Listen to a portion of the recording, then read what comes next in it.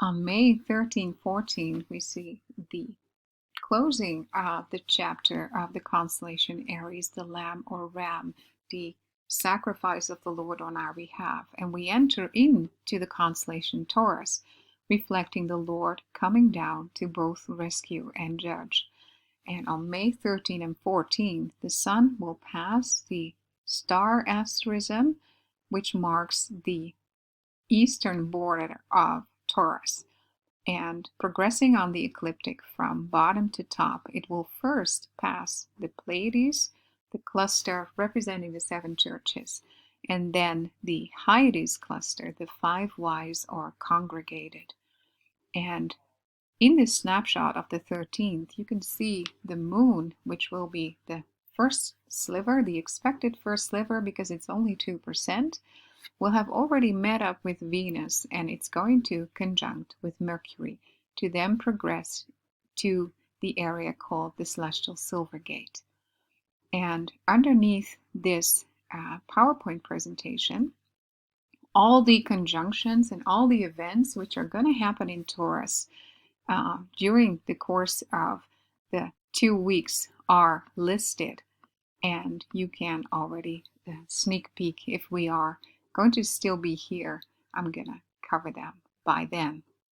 So the constellation Taurus, the rushing and pushing bull, speaks of the Lord coming down to both rescue and judge. And we have seen what happened in Israel today with the stampede and the mass loss of life. And the word stampede was used, and there was pushing and pulling. And I believe it is a foreshadowing of the coming judgment in the constellation Taurus. Taurus reflects a prophecy of Christ, the coming judge and ruler, the Lord of all the earth. The bridegroom's son will have come out of his throne room, Aries, his place, reminiscent of him having been slain on our behalf, to now return in full power in his powerful identity. And according to Bullinger, a renowned biblical astronomer, the bridal party, including the innocent, he refers to below as the whole as the church, will have been taken up by then. From Psalm 44:4 and Jude 14:15, we can also deduce that the Lord will not come back alone, but with his faithful, the 144,000 glorified harvest workers noted in Revelation 14. So Bullinger has a lot to say about the constellation Taurus and what it represents, and the description is truly beautiful. If you have the time, please read it in the article.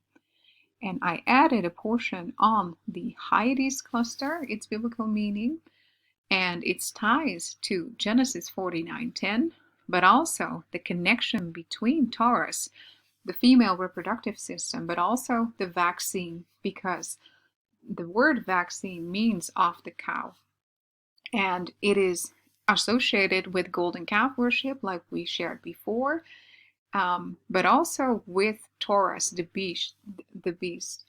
And a part of that is described over here, and a little bit further in the article I'm going to come back to it because there is another strong marker between Taurus and the mark of the beast. So according to Bullinger, the church will be caught up to meet the Lord in the air, to be forever with the Lord before he comes into the world in judgment. And from earlier studies, we have learned that the onset of judgment will be witnessed by the bride. So there will be a revolving door type of event of the commencement of judgment with the judgment of Babylon and the bride being caught up in the throne room.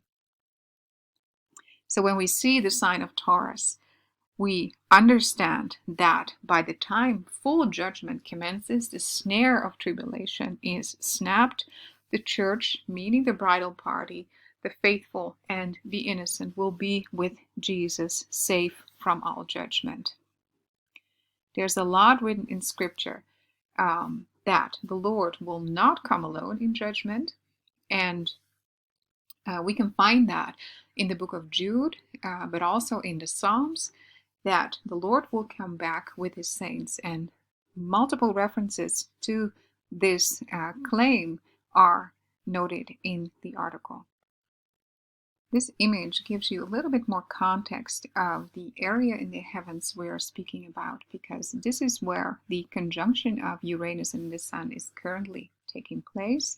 The Sun will then progress to Taurus the Bull, first past the Pleiades, then the Hyades, and then onwards to the area called the Celestial Silver Gate. And underneath the constellation Taurus is constellation Orion with its belt stars. The mirror of the belt stars is the designed Giza pyramids in Egypt, God's altar, and an oracle in stone. And Orion represents Jesus as the coming prince. So you have the full area in sight as we speak, because that's where the next portion is about. Because not only Taurus the bull is coming back in judgment, below it is the man, a glorious man, even the Son of Man. So Orion is the Son of Man constellation and refers to Jesus as the coming prince, the light breaking forth in the Redeemer. And Orion is also known as the glorious one. And of course, the enemy wants to hijack that image of the coming prince in their Antichrist sun type. And they reflect that in many outlets, but this is especially referred to in the iPad Goat. And the end scene models the Giza pyramids, God's oracle in stone, the pyramid in the middle of, or the upper border and lower border of Egypt. It is also the temple noted in Ezekiel 41. And Isaiah 19 speaks of the Giza pyramids as well. And the after the series is finished, I'm going to make a short tribute video to Watchman Daniel Madsen, who has passed away recently and who has done amazing work on the Giza pyramids, on the Christ angle, and I believe it has prophetic meaning for us today. So we talked before how the pyramids designed in Enoch's days were in alignment with Orion's belt stars, and functioned as a central water pump system. The river is also associated with the river of death, the river Styx into the underworld, and the Nile River in Egypt. So they have hijacked its original meaning, and it's now attributed to Isis and Osiris. So the Giza pyramid, the Khufu pyramid, the center of Orion's belt of truth, at the time produced rivers of living waters in Enoch's days. So we can recognize the potential of flooding and judgment of spiritual Egypt at this time as well. And that is associated with the ancient Nile goddess Ipet, also known as Tavaret, a manifestation of the constellation Draco in the heavens. So when the Ipet goat speaks of the goat of Ipet, the offspring of the goddess Ipet, it means the son of Draco. And there is much more information linked over here. So the constellation Orion in ancient depiction, he holds a club. In his right armpit is the star Betelgeuse. There was talk about it perhaps going supernova last year. In his left arm, he holds the slain lion, so he is an overcoming prince. And out of his belly flows Eridanus the river. It's an amazingly big constellation, and it is a river of judgment. So this is what we see in the end scene of the iPad Goat. The belt stars crumbling. Scorpio on the one hand. The hand constellation is the constellation Orion to the right. One of the Antichrist, in this case the sun types, rising. And of course the needle implying the vaccines. And the Antichrist surfacing on the river of judgment. And this is a depiction of who Ipet is, the Draco constellation in the center of the heavens. And this is the Dendera chart. We now know this as Draco, or the dragon. But the Egyptians knew that constellation by the name of Ipet.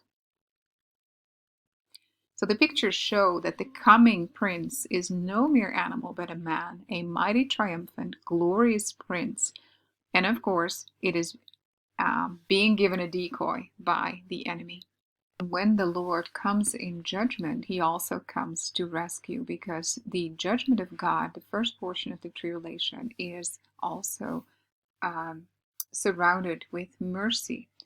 And next consolation in that area is that of Ariga, the charioteer or the shepherd. And that is the consolation which signals the wheat harvest, the mid-tribulation rapture. So there is much more information in the article to read about the Lord coming down to judge, but also rescue those who by that time have developed an enduring faith in Him and will be safeguarded from the time of wrath. So the combination of Uranus in Aries and Uranus in Taurus, because Uranus will progress on the ecliptic as well, is actually showing a division between the first and the latter half of the time of tribulation. I'm going to show you the graphic first so you can have an image.